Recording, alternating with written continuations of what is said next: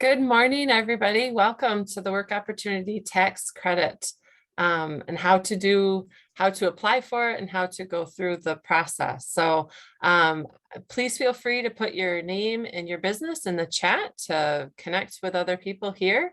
And I also would like to thank the Business Services for Blind Persons, as well as the Michigan Department of Corrections and the Michigan Veterans Affairs Agency and Michigan Works and all of our community partners that invited their businesses to this, and to know that this is a collaboration to get businesses and the employers that we work with this wonderful resource that you can access for the Work Opportunity Tax Credit presented by Barbara Stevens.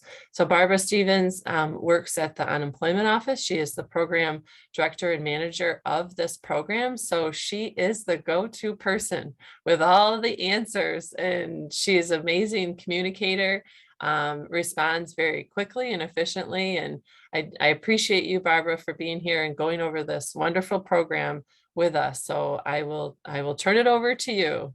All right, thank you so much for having me this morning. I'm glad to be able to share information with you regarding the Work Opportunity Tax Credit Program. You can advance the slide.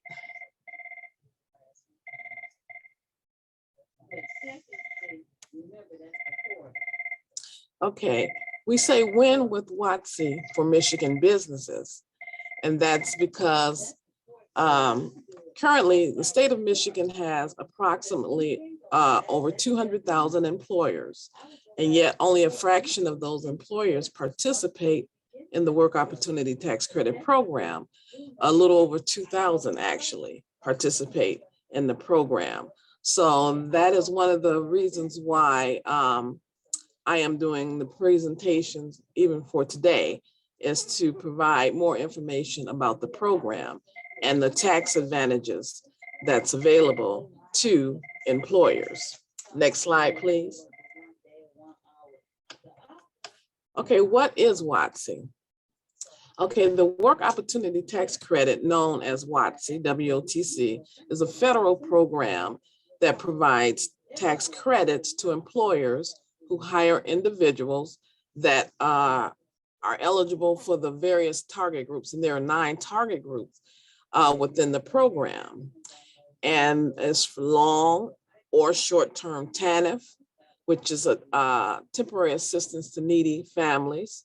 We have the veterans. We have the Supplemental Nutrition Assistance Program, SNAP.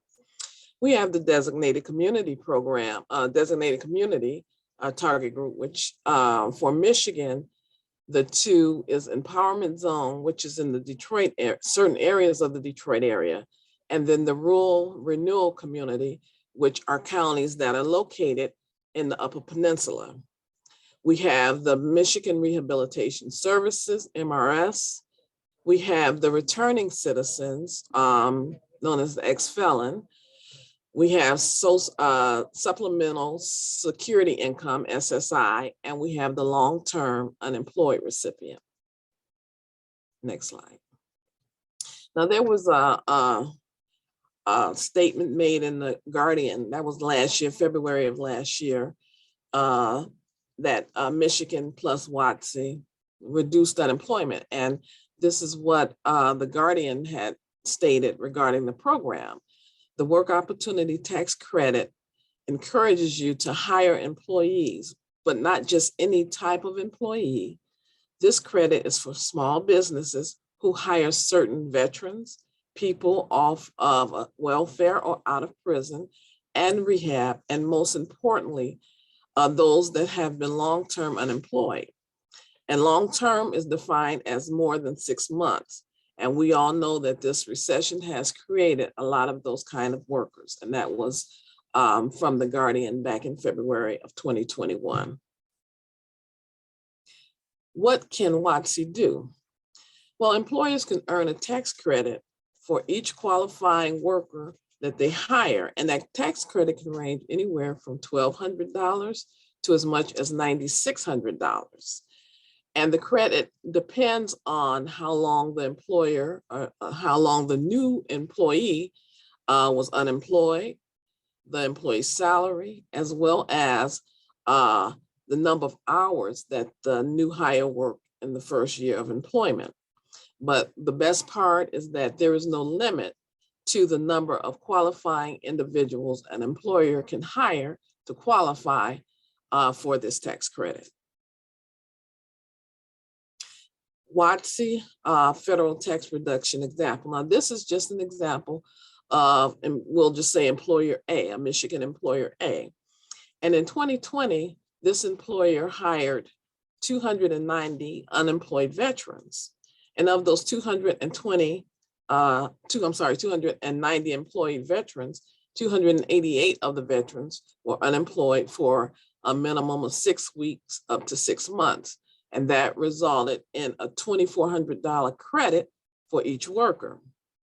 2 of the veterans were unemployed 6 months or more, resulting in a $5,600 credit for each of those employees, I should say.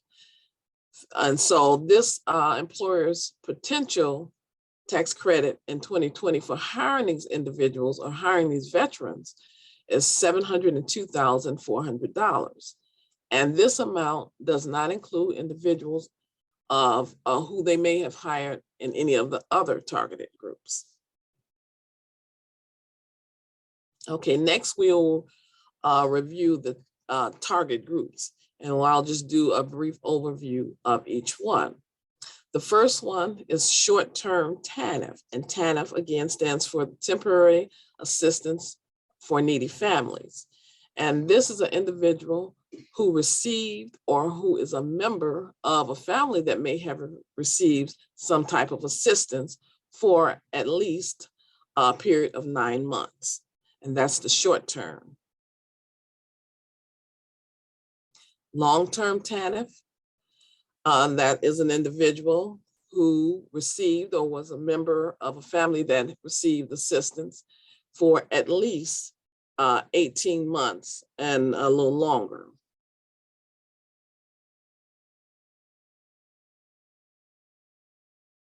Next, we have the qualified veteran, and the veteran can be broken down into subgroups, because we have the veteran who may have received the Supplemental Nutrition Assistance Program, known as SNAP, food assistance.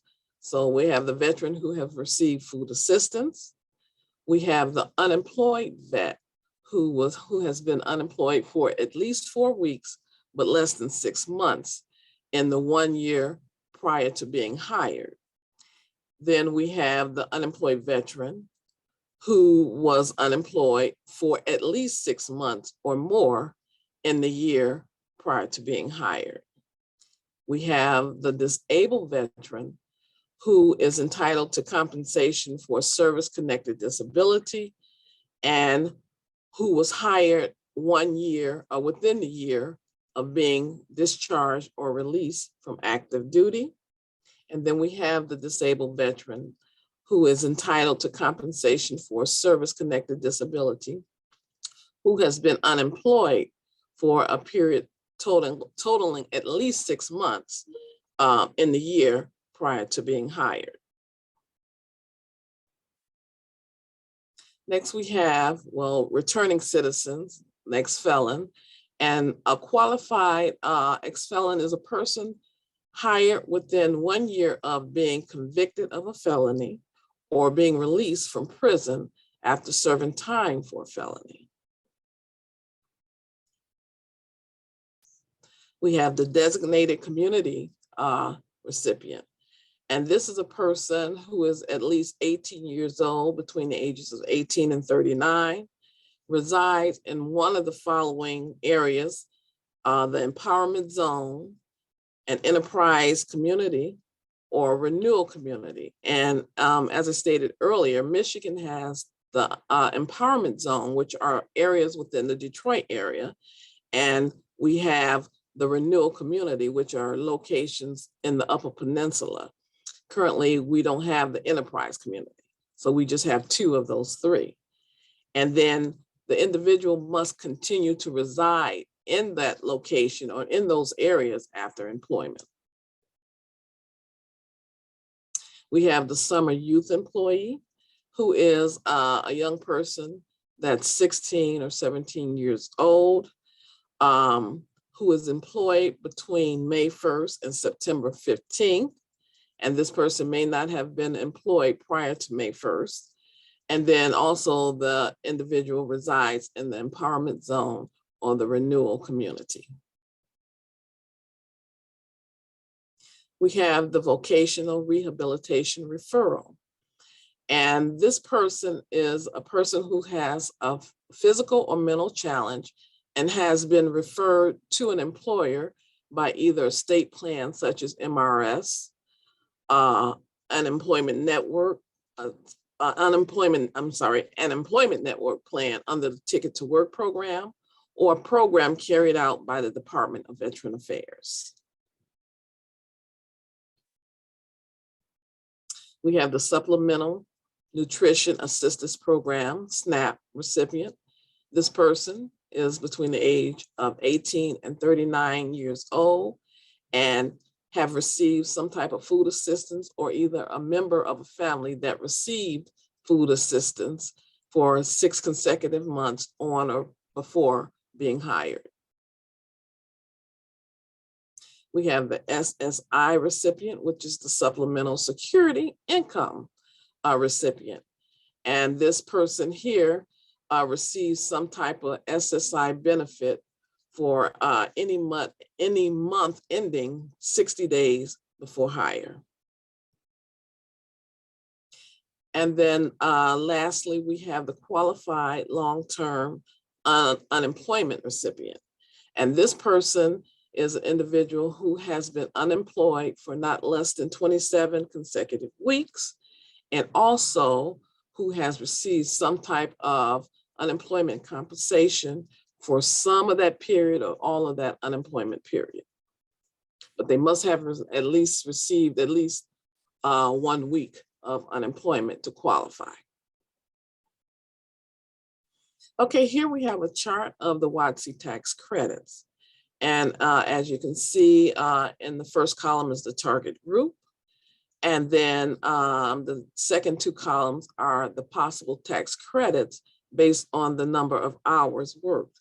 Now, the minimum number of hours that the new hire must work in order for the employer to receive the credit is 120 hours. So for example, the veteran on SNAP, if the individual worked at least 120 hours, then the tax credit is $1,500.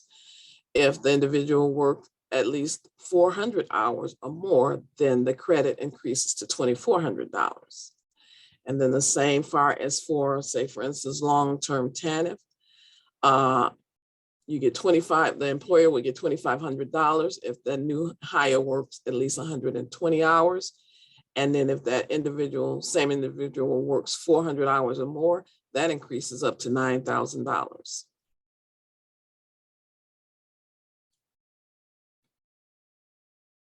How does WOTC work? Okay, once an employer hires an individual, they would have them fill out the 8850 and the 9061, which are the work opportunity tax credit application forms that would be submitted to our office. And that application must be submitted within 28 days of the new hire start date. And if the 28th day falls on a weekend, Saturday, Sunday, or holiday, then it is the next business day that application is due. And all the applications should be submitted to the Michigan Unemployment Agency, the Work Opportunity Tax Credit Unit office, and not to the IRS or the DOL.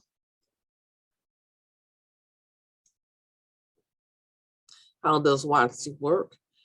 After we receive the application, and once processed and you receive a certification, because you would need a certification to claim a tax credit.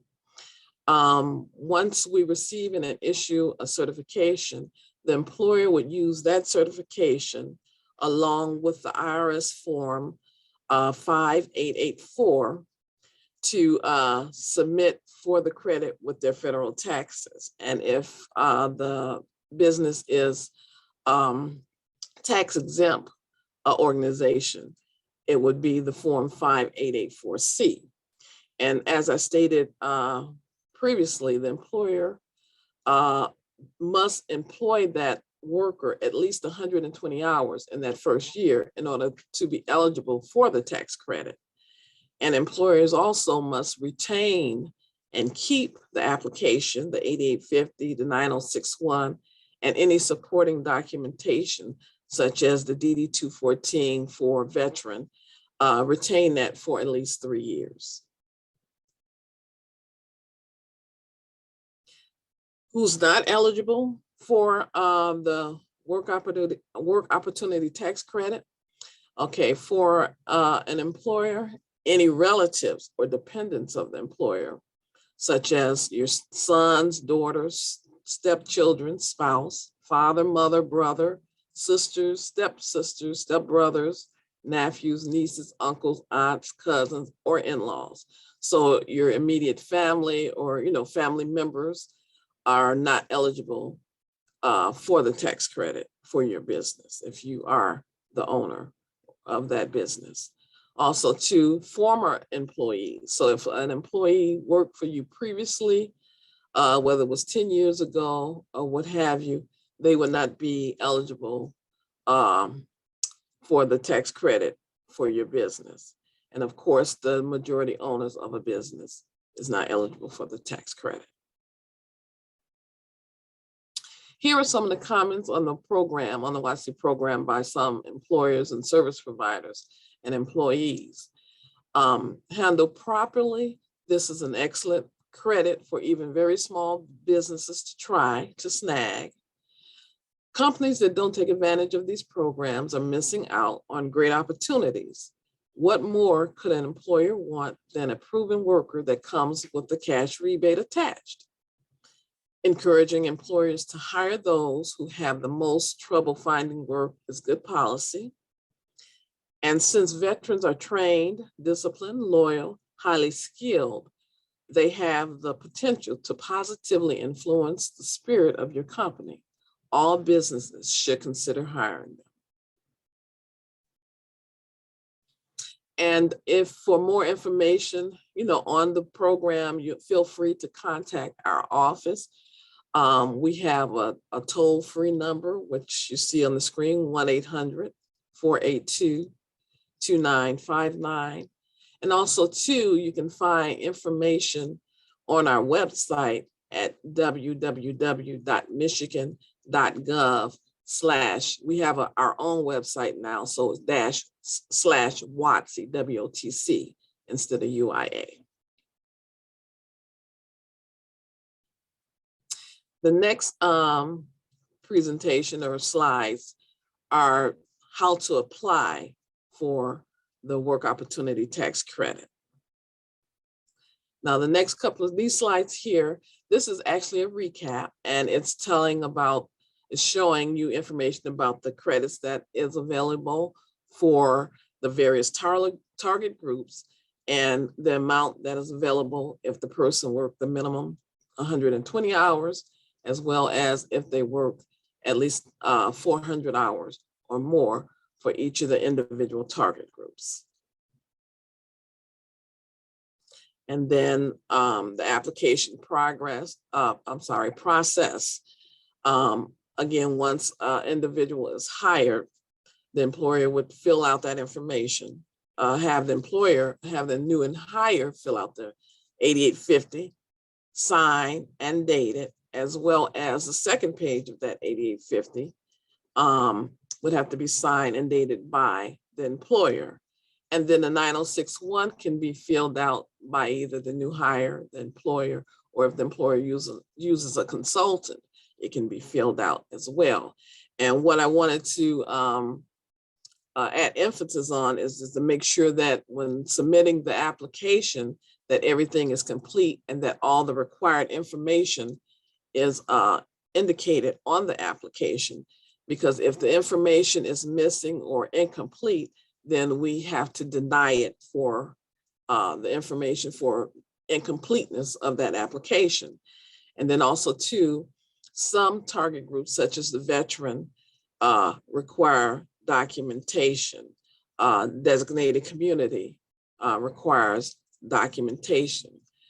So you would have, you would need to submit the documentation with the application so that when we get ready to process it, we will have that information and can possibly issue a certification once we verify that information is correct.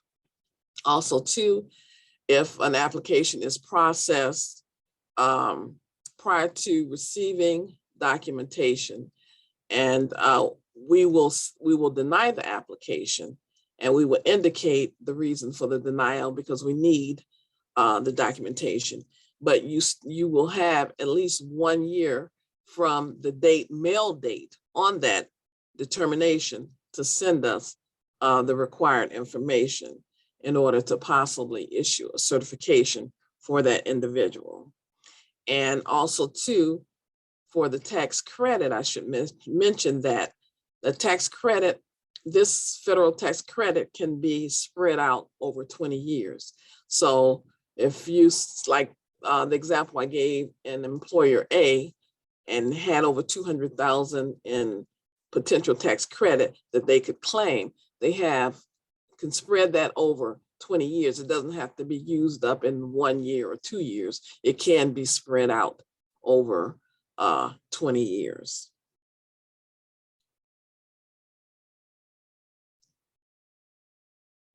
Again, you know how it works. It's all based on the employer, the new hire, how long the new hire was unemployed, the new hire salary, as well as the number of hours worked.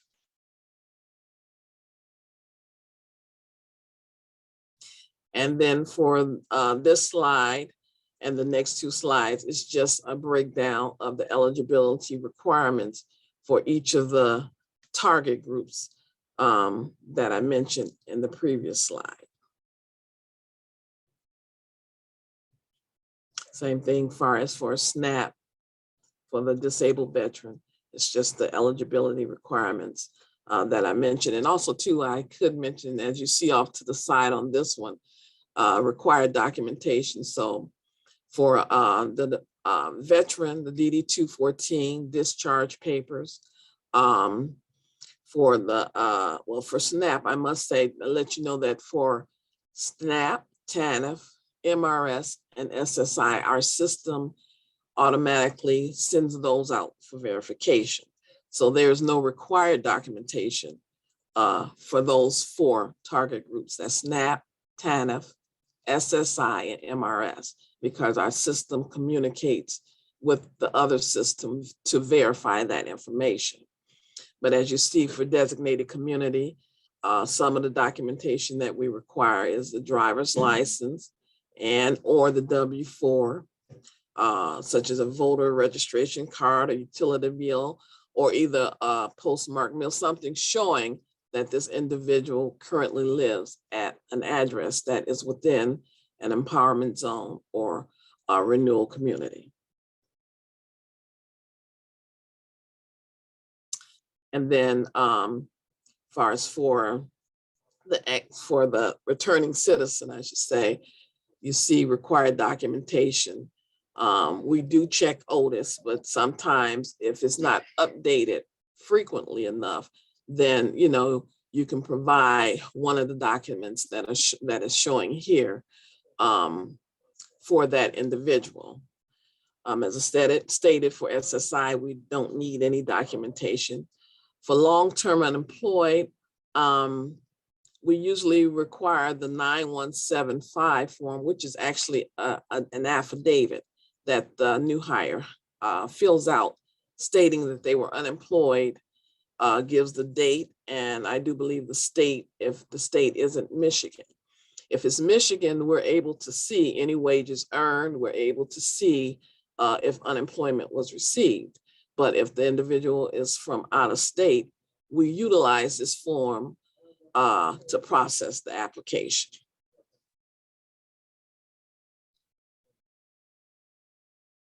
And again, this one here is just saying who's not eligible for the work opportunity tax credit. Now here is how the application can be submitted. We prefer that the application is submitted online, one, because it's fast, it's faster as far as getting processed, it's because it's entered directly into our system and batched overnight.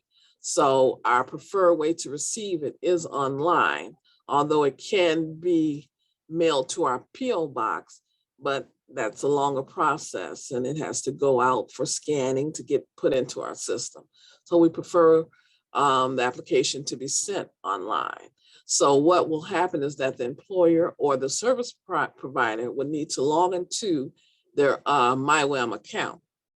And then once they log into their MyWAM account, then they would go to account services.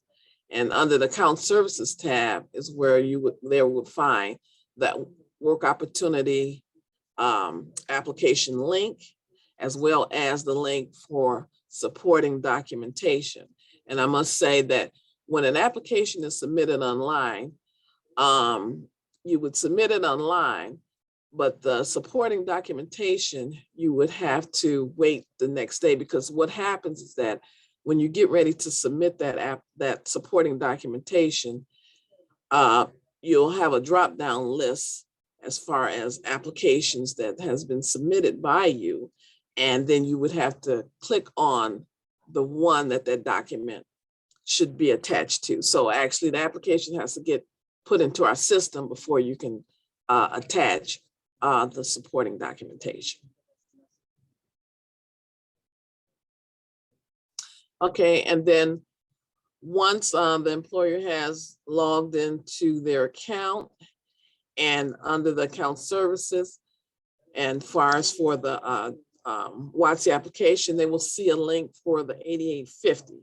They would click on that link, and when they click on the link, as you see in number 4, it's going to pop up with the information to be filled in from the 8850. So the new hire's name, address, social security, and etc.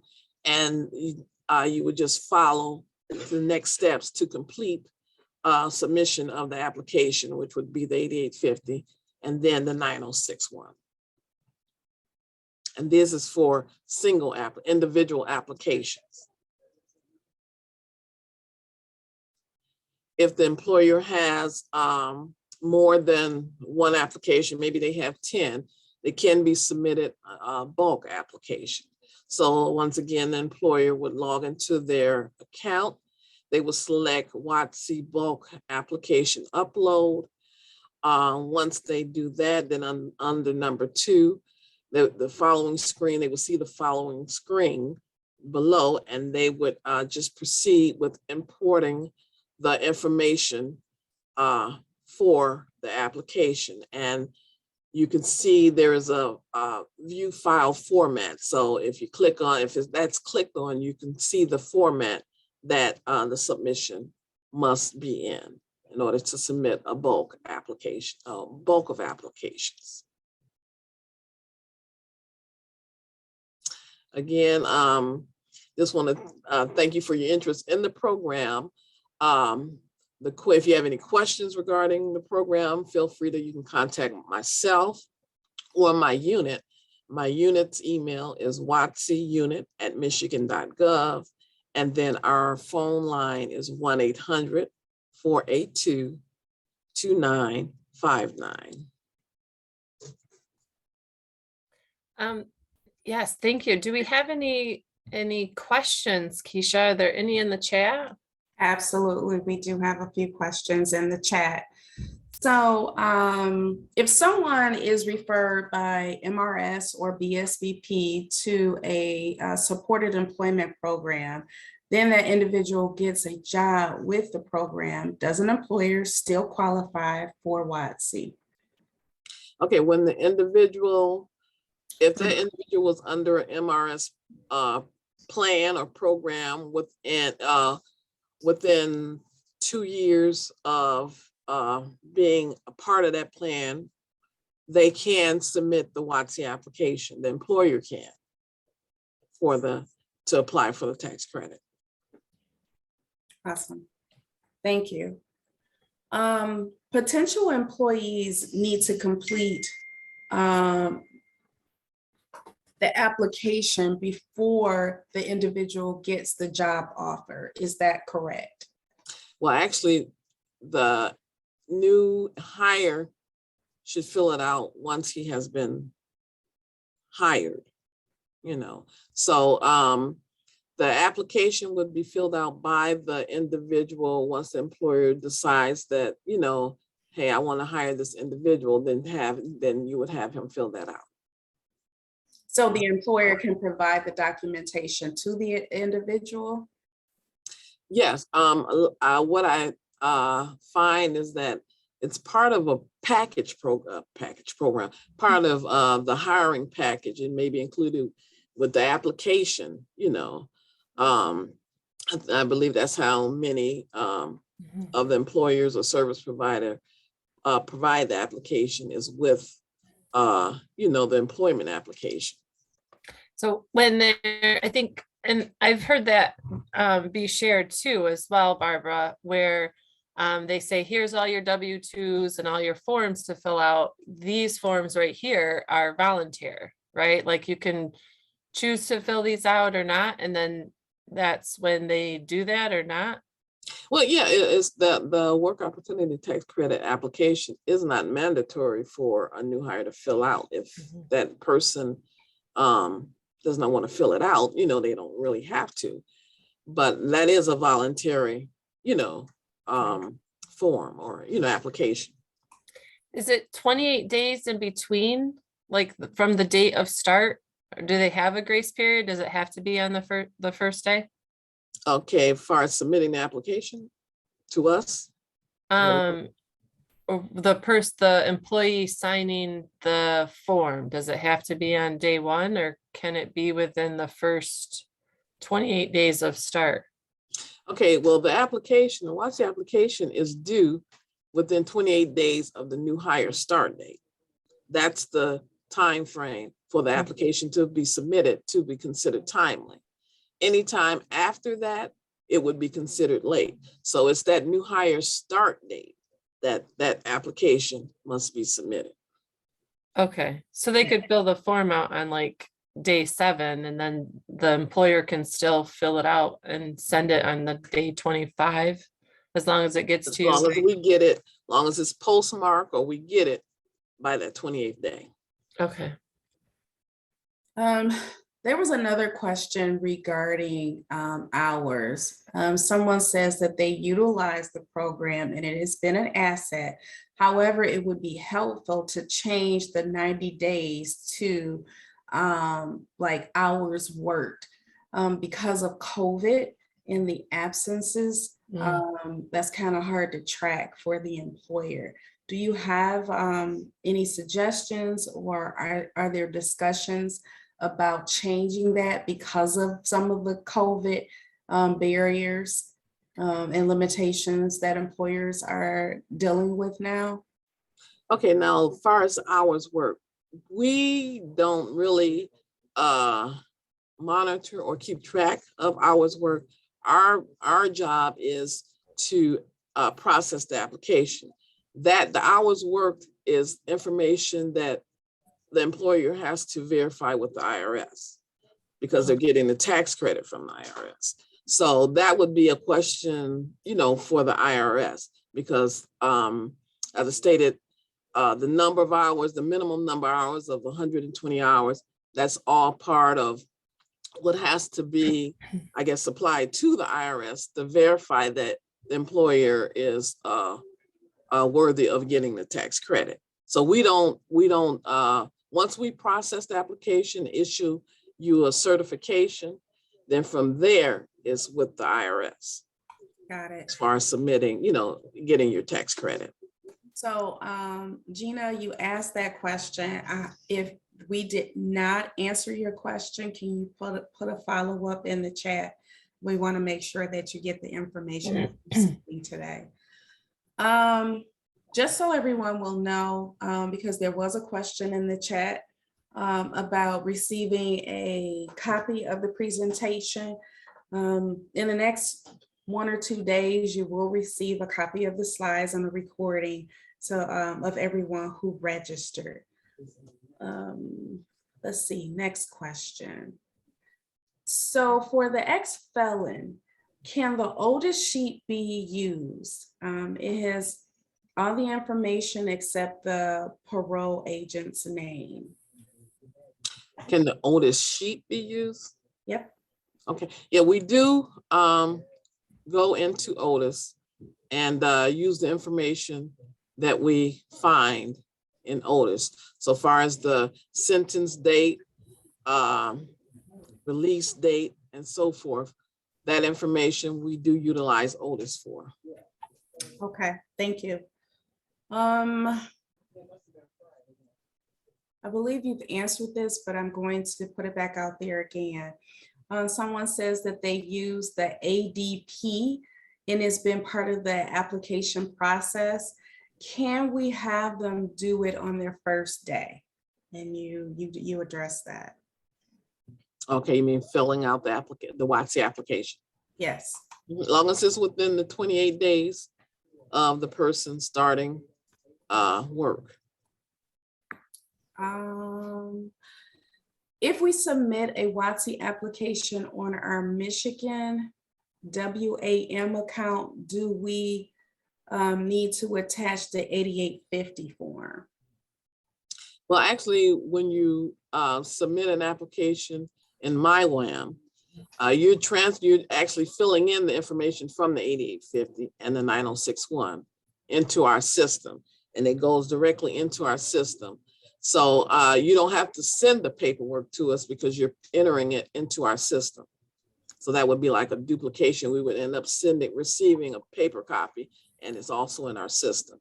Once you enter in our system, that's all you would need to do, but you would need to keep that application and information for your files.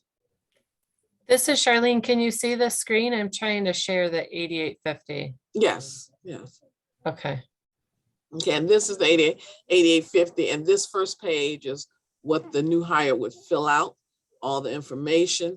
And then at the bottom, it must be signed and dated, because if it's not signed, we deny it and send it, deny the application, indicating that, no signature and no date. And then for the second page, the employer fills out, and this employer must fill out the information that is asking and also sign and date the form. So they have to scan this and put it in the MyWAM as an attachment? Well, actually, they actually fill it, type in the information from this form into MyWAM. How do they get the job application signature? It'll be electronic. When they do that, it asks the question about the signatures and be electronically signed. So it does ask far as information, far as verifying that you have a signed copy. Okay. Mindy, you asked a question that was similar to that. Because you asked about the 8850 form. It had to be signed before the first day.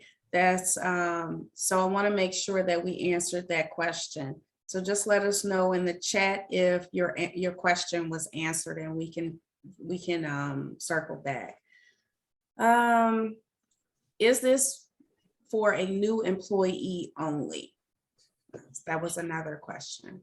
Okay, it can't be a rehire. So if that individual worked for an employer previously, then this tax credit does not apply. It's for new employees, new hires. And does the 90 days as a part of the WOTC reimbursement, is the 90 days a part of the WOTC reimbursement program? Okay, when you say the 90 days. Yep, so the 90 days that's required for the tax credit. Okay, you mean far as the number of the hours, Yes, the 120 hours? I mean, yeah, 120 hours. What was the question? is that a part of the reimbursement part of the program? Well, the 120 hours, that is the minimum number of hours that the employer must have worked the individual in order to apply for the least of the credit. So that individual, if it was a veteran that received some type of food assistance, the new hire must have worked at least 120 hours in order for that employer to submit submit for the tax credit of $1,500. Okay. If they work less than 120 hours, then they wouldn't want to submit it yet until that person has worked, the 120 hours. Okay, there still might be some questions regarding that. So if you can bring back up the contact information, just to make sure they have that so that they can follow up with additional questions regarding that if it's not clear today. Okay. Another follow-up question was, I just want to confirm the employee can fill out the 8850 between day 1 of hire and day 28. Yes, that application can be filled out within that 28-day time frame, but we must receive it by the 28th day from the start date of that new hire. So if that new hire started June 1st, then we need to have that application. It can be filled out, and he might not fill it out to June 10th, but still that application is due by the 28th day from the start date. All right, sound like we have some understanding here in the chat. Thank you for that. Just checking here, the chat.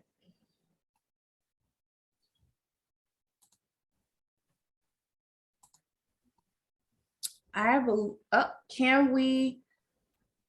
can only be reimbursed for up to 120 hours. This is for someone who has a small business. That's the minimum number of work hours. Minimum number of work hours. Yeah, that the employee must work at least 120 hours to be eligible for $1,500 if that person was a veteran on SNAP. Okay, and it doesn't matter the size of the business? No. Okay. Gina, I hope that helps.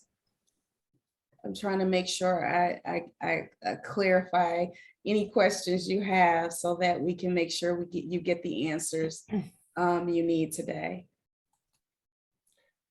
Barb, did you want to talk about the fidelity bonding?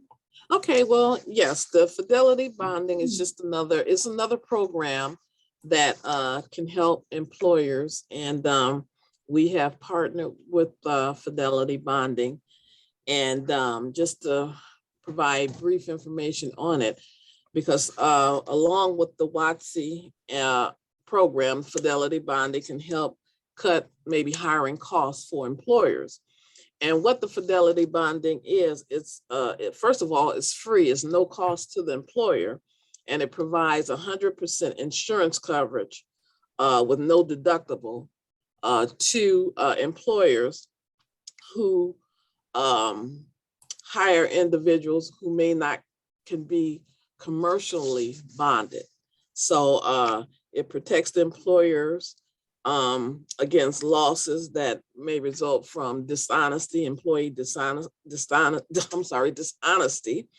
And then also too, it gives the individual a second chance, because they may be considered high risk.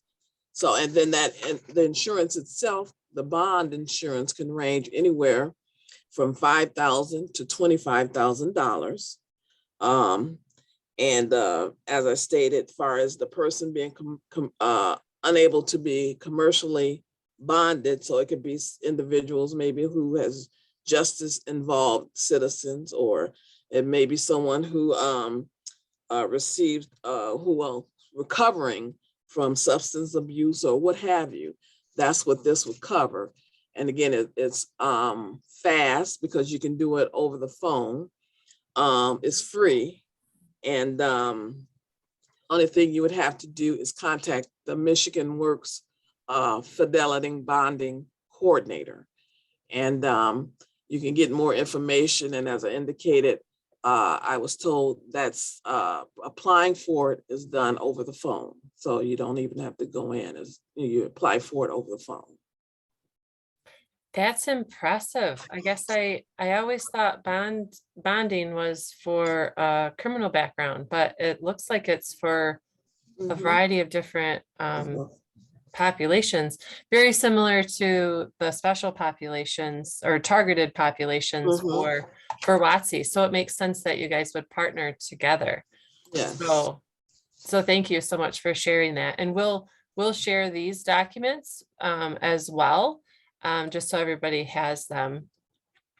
And then there was a checklist too. Right, I was gonna say it's a checklist. So when applications are submitted to us, whether online or even if it's mailed, there's 5 things to remember when filing for the tax credit. And this one helps decrease applications that, being denied, other than if the person didn't qualify. So you want to make sure that the person is a new hire and not a rehire. You want to make sure that this new hire has indicated she or he is a member of a targeted group. You want to also make sure the new hire eligibility falls within the specific time frame for selected target groups. Include any supporting documentation. And then also be sure that the 8850 and the 901 that is submitted, that they're both filled out completely and, with no missing information, especially required information, which would be, of course, name, social security number, address, and so forth. And on the 9061, the occupation, the wage, because if that information is missing, it's denied, because we need that information because it's part of the Departments of Labor's information on who and how much is being, hired, how much they're being paid is all part of their, report. So that information is required.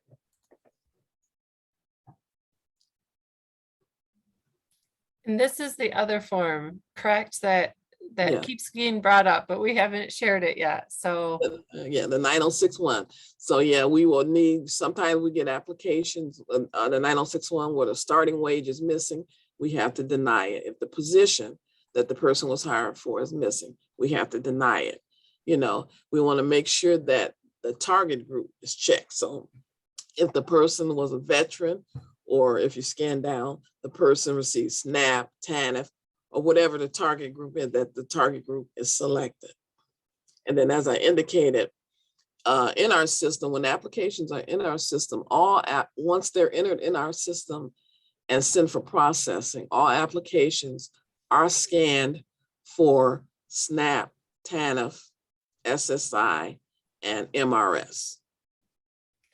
So then ideally, as a business, when you're filling out the W-2s and all the forms to onboard somebody, this could be the form that you say is volunteer, right? For the person to start. And then if they mark yes, then you would get out the 8850 to have them sign it, right? Right, they would need, if they say, yeah, well, yes, I received assistance, food assistance or what have you. And, and it was recent and is within, that time frame, then yes, you just have them complete the 8850 and sign it. And then, as I stated, the employer would would fill out the second page and sign it.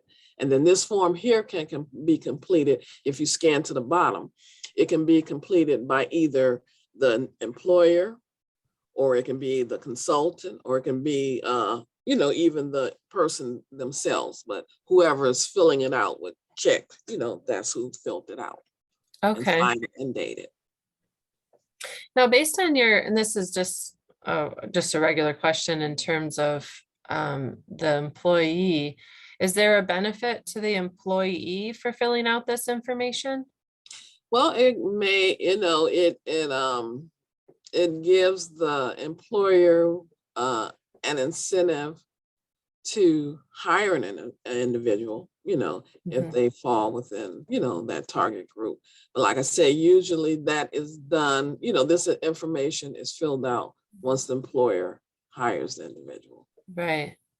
And then it also kind of guarantees them employment, right? If the business wants the tax credit, then they can keep them, then the employee can say, oh, they'll want to try to keep me then, right? Mm-hmm. Yeah, because you have to keep them employed for the required number of hours. Okay. Are there any other questions? There are no questions in the chat at this moment. Okay, wonderful. Well, we appreciate we appreciate your time, Barbara. Wait, Oh, well, I'm thank you for sorry. having me. I'm sorry. Someone said I sent two questions. Marilyn, let me find out what's going on. I thought I was doing good. Yeah. That's okay. I guess I do have a question in reference. So for anybody who's receiving unemployment, your communication connects with them to verify that, right? If they've been on unemployment. Yes, we have access to that. And then for the territories, for where the person's located from Detroit or in the rural areas, it had a list of a bill, your driver's license. Do you need all of those to confirm or just one?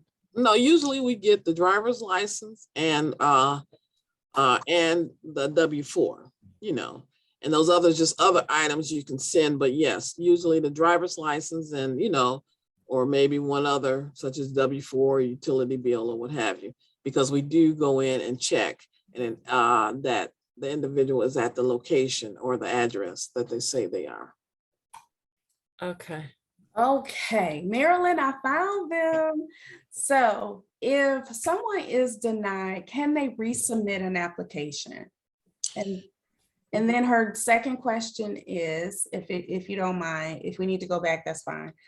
If they are an MRS referral with a disability and a felon, do you have to fill out both sections? Okay, well, first of all, for the first one, if the employer submitted an application and the application was denied for, say, for instance, we didn't have documentation, okay. The employer has, right now, with up to 1 year, within 1 year of the mail date that's on the determination, to get us that information so that we can reconsider and reopen the application to possibly give them a certification. Okay, so the employer does have an opportunity to, submit the documentation if it is denied or, what have you. And I'm sorry, the second question.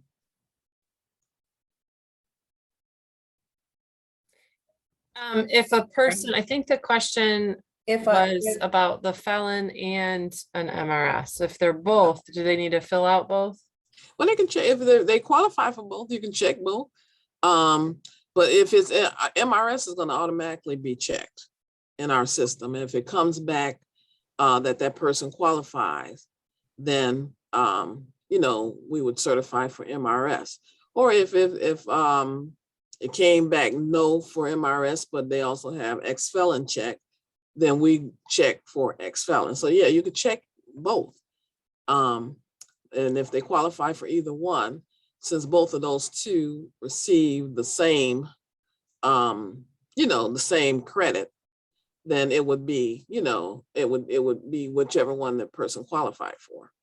So they wouldn't get 3,000, they'd get 1,500. You don't add them together? Oh, no, you Okay. only qualify for one. Okay, and then what about if they're long-term TNF and a vocational rehabilitation? Do they get the most or do they get the least? Okay, well, we certify for the most if that person qualifies. So if you had an individual that qualified for long-term TANF and was employed at least 120 hours, but then also too, the person qualified for, you said ex-felon or what have you, Yeah, we're going to give the employer the credit that is the most. So we would certify for the 2,500 for the long-term TANF instead of 1,500 for the ex-felon, or if they worked the 400 hours, yeah.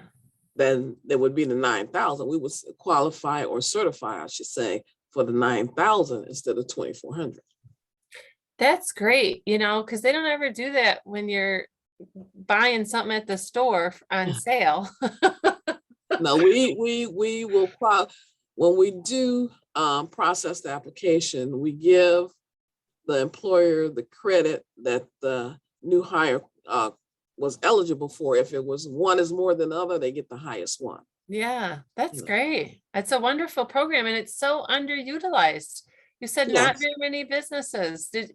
How many businesses were they that are doing this? Well, we have over 200,000 employers in Michigan, but just a little over 2,000, a fraction of that Wow. actually participate, Wow. Well, yeah, I'm so thankful that you were able to come and present to our businesses here in Michigan to let us know. We had quite a few people register, so they'll get this, everybody will get all this information that you shared and this recording. So thank you so much for your time, Barbara. No, well, thank you for having me. Yeah. Keisha is gonna put a thank you, Keisha, for answering the questions, and Tyler for running the IT behind the scenes, and for our interpreters, Emily and Katie. We thank you so much for your time, for being here to have it be accessible for all. Keisha is gonna put in a survey link for everybody to fill out. And if you need SHRM credits, this presentation will give you SHRM. So if you're certified in HR and that certification and you need that, feel free to email me or Tyler, and because I think you have both our emails, or if you could please put my email in the chat, Keisha, that'd be great. It's organs1@michigan.gov. And feel free to email me your request and I will send that to you, separate from our follow-up email with everything. I do also want to thank our community partners, the MVAA and BSBP, Michigan Works, the MDOC, all the other community partners and programs that we've worked with that specialize in this program, with DHHS as well. We invited them to invite their businesses to learn more about your program, Barbara. So we thank you so much for going into the nitty gritty and doing this with us today. Oh, well, thank you so much for having me. I'm happy to be able to share the information, because there are a lot of employers that don't even know about the work opportunity tax credit. So, and that's something that, that can help employers. So, and also help the potential new hires as well. Yes, to keep that job. So that's wonderful. Well, thank you for the great work that you do and the great work that you and your staff did during COVID. I know that was a rough time for a lot, and I know we've heard a lot of stuff in the unemployment office, and I know you took a leave there to help with those extra applications. So I can't let you go without appreciating you for that work that you did publicly. So thank you. Oh, thank you.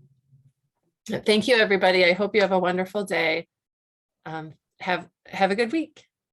All right, thank you. Everyone have a good week.